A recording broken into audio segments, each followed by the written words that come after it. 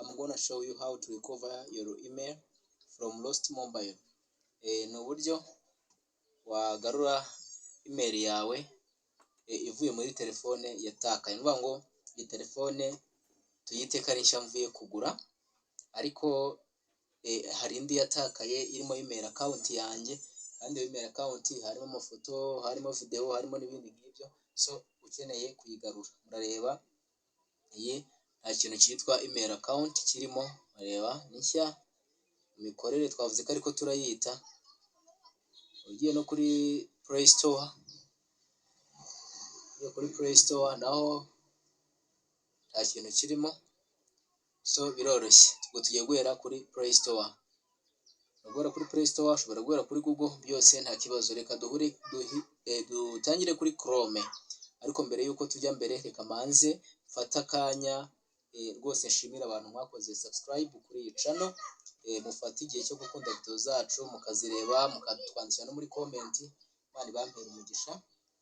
Abatarabikora rero namwe ntabwo muratinda, igihe kirahari, ndabashishikariza kubikora, maze nitujya dushyiraho video buri ko tuyishyizeho ujye ubimenya, kandi ucaringe na bagenzi bawe.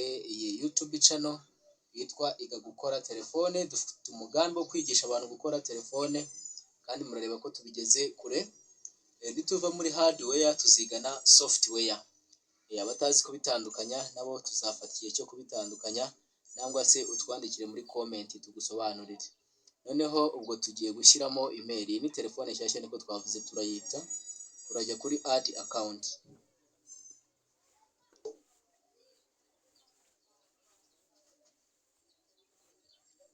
Mara kujya kuri add account, ntabwo urajya kuri create account, no, ahubwo urajya here, ushyiremo email yawe yariyo.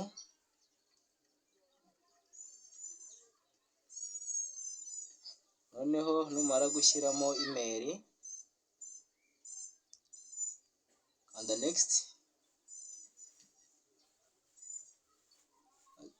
enter na invalid emails. Byashoboka ko nyanditse nabi.com, I'm sorry.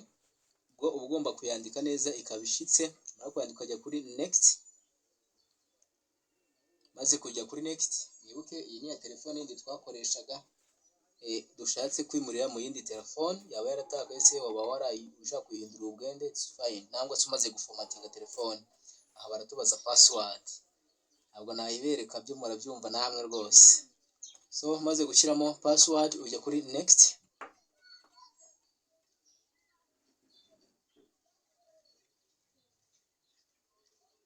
Kujya kuri next, baratubwiye ngo agiye gukora verification, kuko nafunguye 2 step of verification. Iyi 2 step verification yongera umutekano, ubwo nta muntu wapfa kuhakinga email yawe uko abonye. Niyo mpamvu mureba bahise bayimbaza, bambwiye yuko iyi email nayikoresheje muri telefone ya Galaxy A03, ngo ngomba gukuraho verification barohereza. Ubwo telefone birasaba kuyishyira hafi ayifungura, kuko niyo ikenewe kugira ngo ifashe. Ariko iyo utayifite aho, ushobora no gukoresha, ubwo niyo telefone yatakaye kandi wibuke ntayo ufite, jya kuri try another way. Kuri try another way bagiye kutwereka izindi nzira. Inzira ya mbere ngiyo, iya kabiri, iya gatatu. Dufite inzira zitandukanye. Hari kohereza code kuri phones, ikindi dufite no gukora kuri telefone.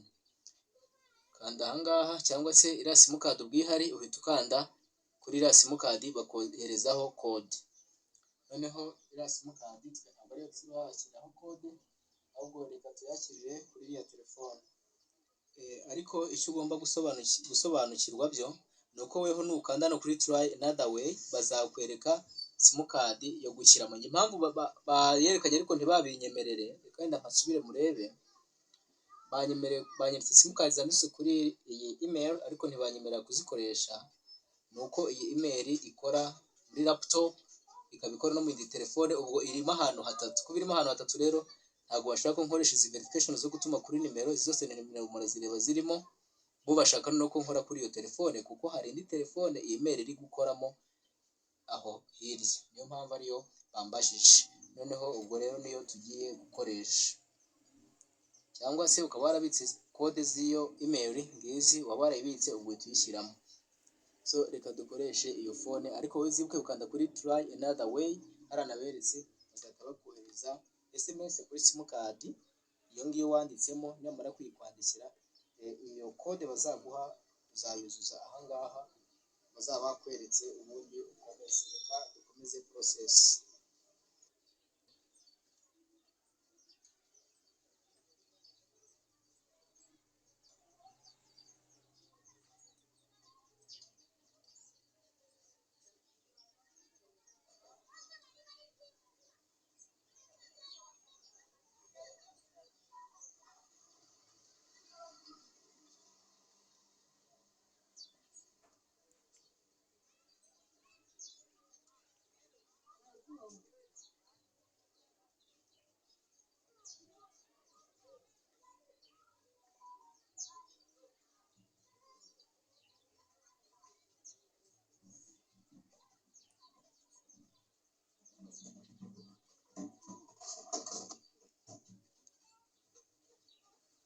Not now.